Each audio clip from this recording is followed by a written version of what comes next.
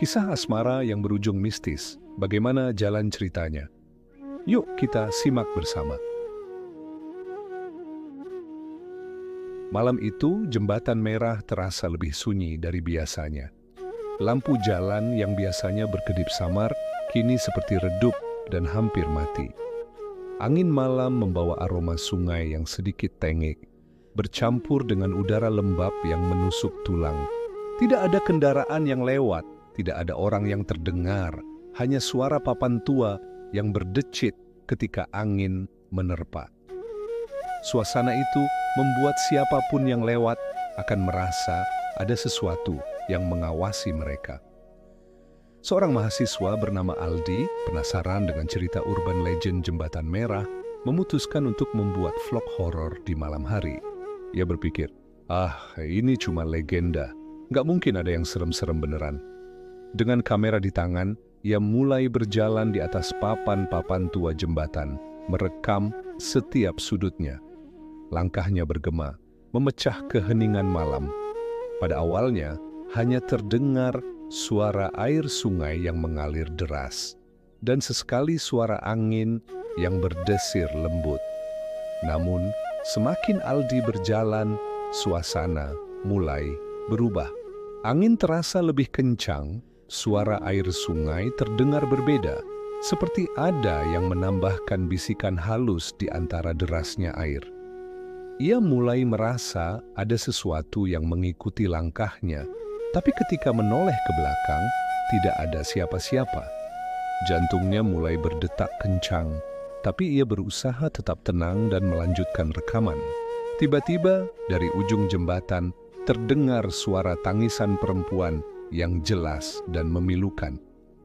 Aldi terhenti, membeku di tempatnya.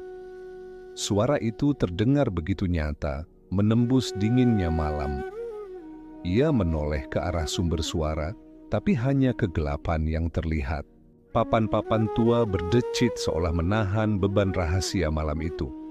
Aldi merasa bulu kuduknya merinding, tapi naluri kontennya mendorongnya untuk tetap merekam.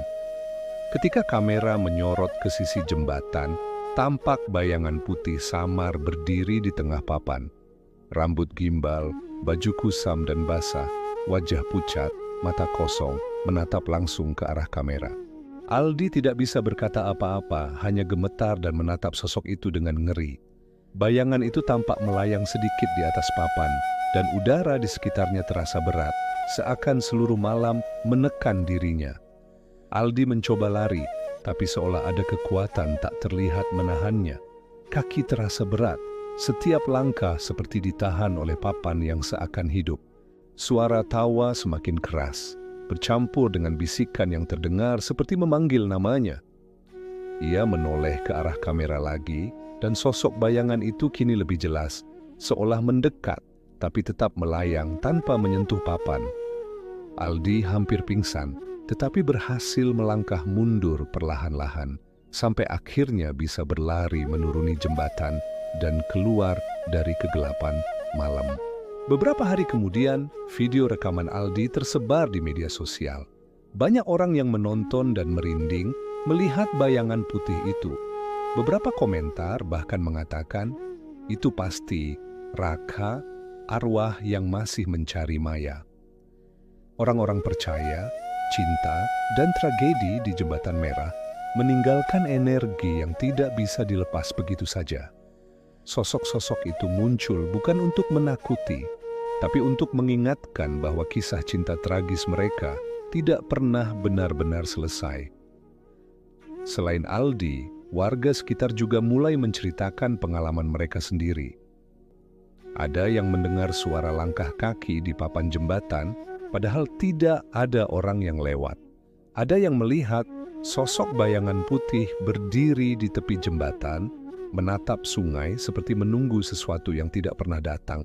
Bahkan beberapa pasangan yang mencoba duduk di tepi jembatan di malam hari merasakan hawa dingin yang tiba-tiba menusuk tubuh disertai perasaan diawasi. Banyak yang memilih cepat-cepat pergi, meninggalkan Jembatan Merah dalam keheningan yang lebih menakutkan dari sebelumnya. Malam paling angker ini juga meninggalkan cerita tentang seorang tukang ojek yang biasa mangkal di dekat jembatan.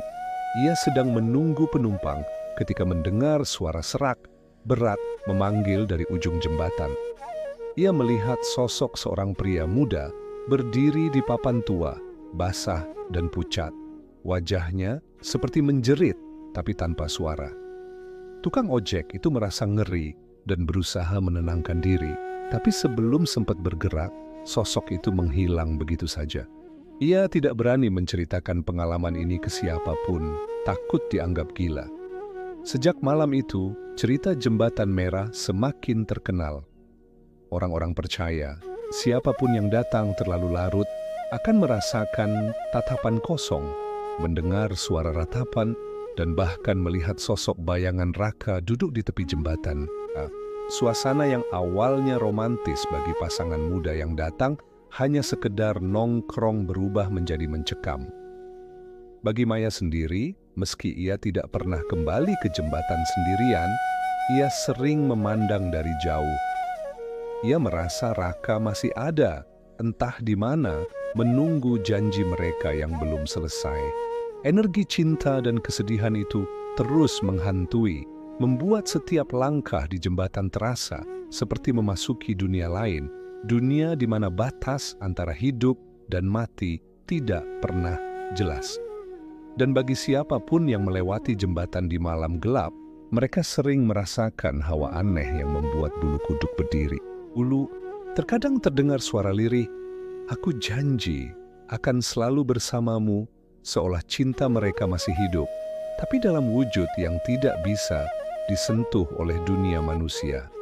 Jembatan Merah pun tidak pernah lagi sama, selalu menyimpan misteri, rasa takut, dan cinta yang tidak pernah selesai.